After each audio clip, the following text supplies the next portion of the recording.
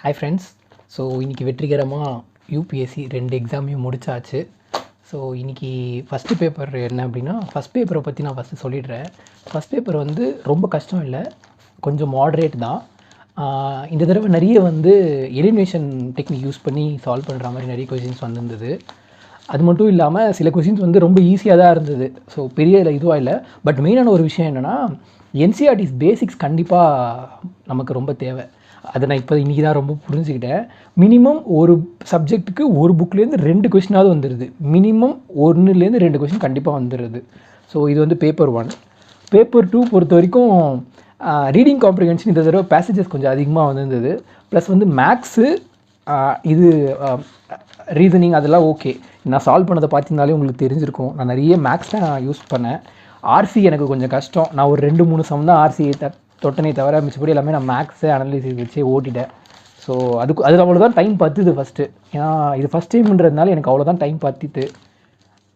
அதுக்கப்புறம் என்னென்னா, so next time நம்ம இன்னும் நல்லா பண்ணணும்.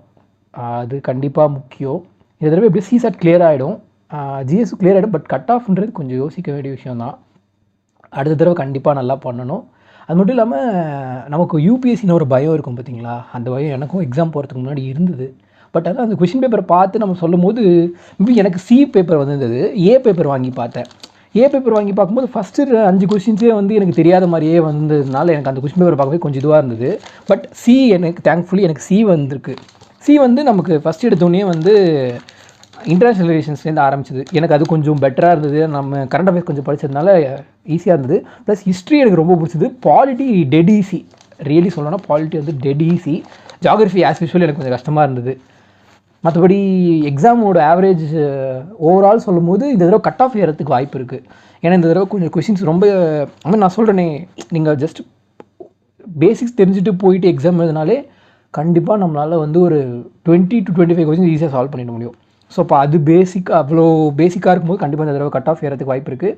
பார்க்கலாம் 2016 கட் ஆஃப் இந்த தடவை கட் ஆஃப் அதிகமாகுதான்னு பார்க்கலாம். ஸோ நம்ம சேனலில் தொடர்ந்து நம்ம வீடியோஸ் போட போகிறோம். ஸோ ஒரு சர்ப்ரைஸ் இருக்குது. கூடிய சீக்கிரம் ஒரு அனௌன்ஸ்மெண்ட் வரும். ஸோ பார்க்கலாம். பாய்.